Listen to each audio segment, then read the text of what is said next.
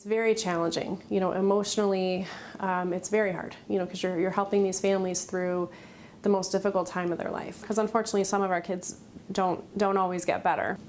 So my name is Alissa Martin. I am a pediatric hematologist oncologist here at Children's Hospital of Michigan.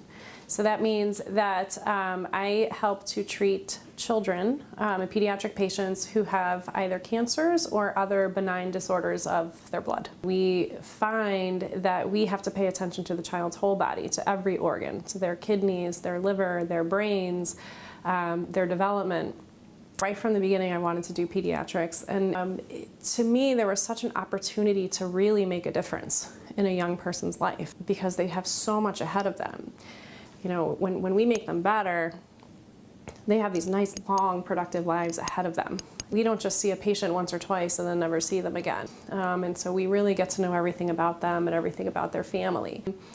We have patients come in for a variety of things, so either just to have labs checked, just for a general checkup, for us to just kind of evaluate them from head to toe. Other days we get to work with medical students and residents and fellows and nurses and nurse practitioners and a pharmacist. So we actually discuss every single patient on our floor, and then we go around from room to room, examine every patient, talk to all the parents and the families, and actually look at whatever scans we've ordered, whether those are x-rays or CAT scans or MRIs.